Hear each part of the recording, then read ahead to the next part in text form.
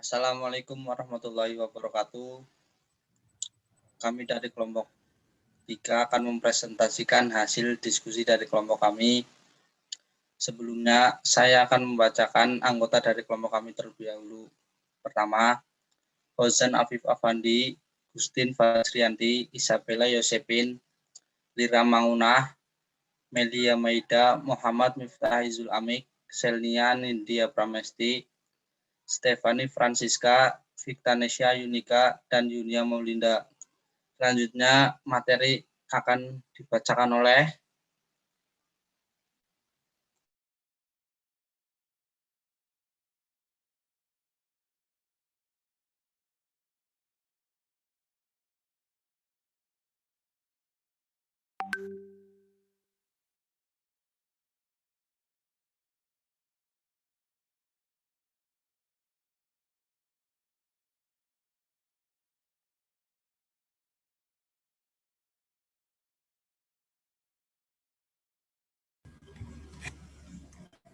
Baik, materi akan dijelaskan oleh saya.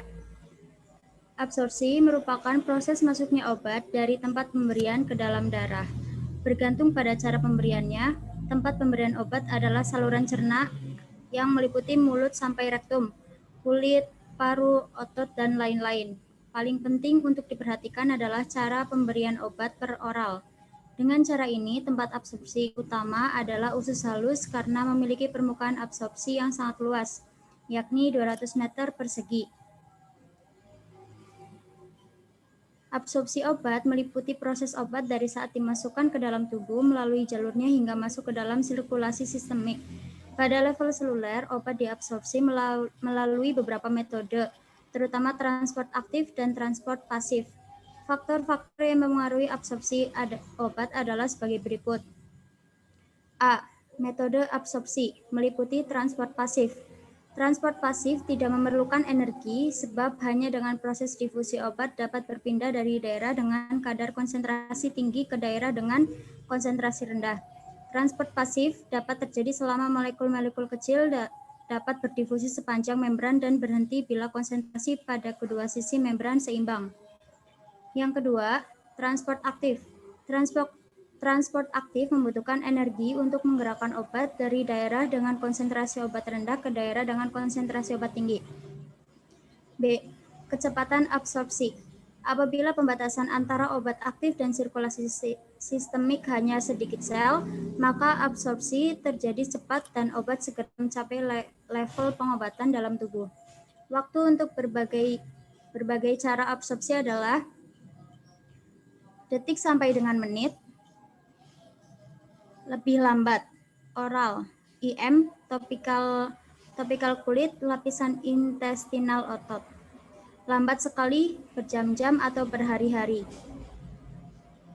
C. Faktor yang mempengaruhi penyerapan obat adalah 1. Aliran darah ke tempat absorpsi, 2. Total luas permukaan yang tersedia sebagai tempat absorpsi, 3. Waktu kontak permukaan absorpsi. D. Kecepatan absorpsi dapat diperlambat oleh nyeri dan stres.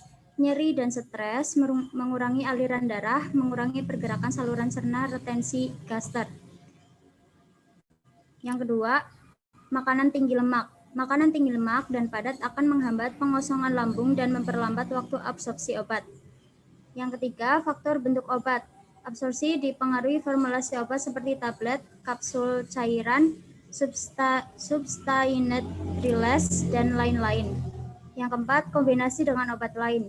Interaksi satu obat dengan obat lain dapat meningkatkan atau memperlambat absorpsi tergantung jenis obat. Obat yang diserap oleh usus halus ditransport ke hepar sebelum beredar ke seluruh tubuh. Hepar memetabolisme banyak obat sebelum masuk ke sirkulasi. Hal ini yang disebut dengan efek first pass.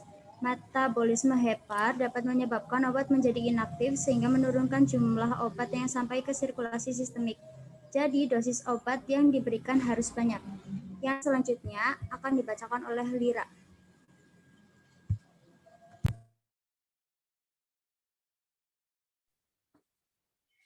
Distribusi obat adalah proses obat dihantarkan dari sirkulasi sistemik ke jaringan dan cairan tubuh. distribusi obat yang telah diabsorpsi tergantung beberapa faktor, yaitu 1. Aliran darah. Setelah obat sampai ke aliran darah, segera terdistribusi oleh organ berdasarkan jumlah aliran darah. Organ dengan aliran darah terbesar adalah jantung, hepar dan ginjal. Sedangkan distribusi ke organ lain seperti kulit, lemak, dan otot lebih lambat. 2. Permeabilitas kapiler. Distribusi obat tergantung pada struktur kapiler dan struktur obat. 3. Ikatan protein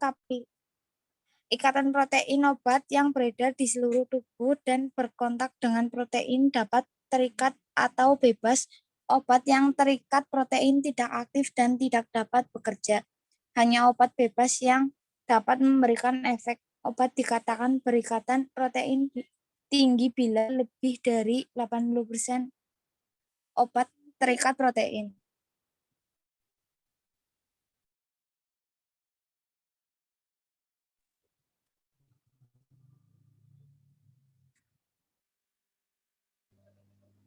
Metabolisme obat atau disebut biotransformasi obat adalah proses tubuh mengubah komposisi obat sehingga menjadi lebih larut air untuk dapat dibuang keluar tubuh.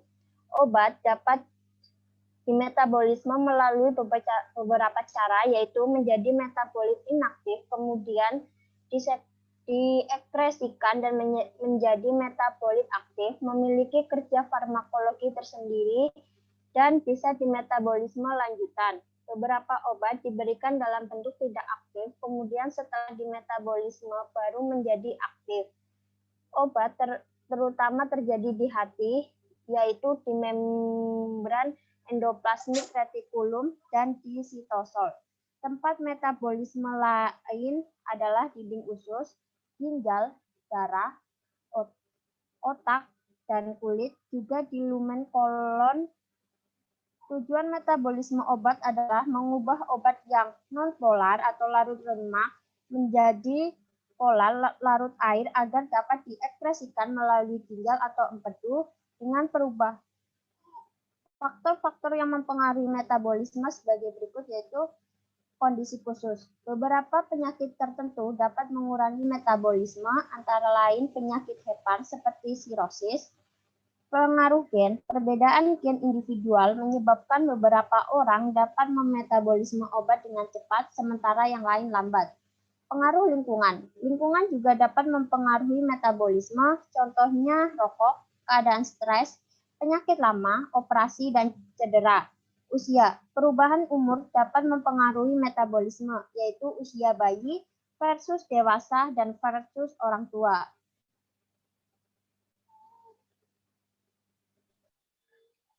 Selanjutnya, ekskresi atau eliminasi. Ekskresi obat artinya eliminasi atau pembuangan obat dari tubuh. Sebagian besar obat dibuang dari tubuh oleh ginjal dan melalui urin. Obat juga dapat dibuang melalui paru-paru, eksokrin, kulit, dan traktus intestinal. Organ terpenting untuk ekskresi obat adalah ginjal. Obat diekskresi melalui ginjal dalam bentuk utuh maupun bentuk metabolitnya. Ekskresi dalam bentuk utuh atau bentuk aktif merupakan cara eliminasi obat melalui ginjal. Ekskresi melalui ginjal melibatkan 3 proses, yakni filtrasi glomerulus, sekresi aktif di tubulus, dan reabsorpsi pasif di sepanjang tubulus. Fungsi ginjal mengalami kematangan pada usia 6-12 bulan, dan setelah dewasa menurun 1% per tahun. Organ kedua yang berperan penting setelah ginjal untuk ekskresi obat adalah melalui empedu ke dalam usus dan keluar bersama feses. Ekskresi melalui paru-paru terutama untuk eliminasi gas anestetik umum.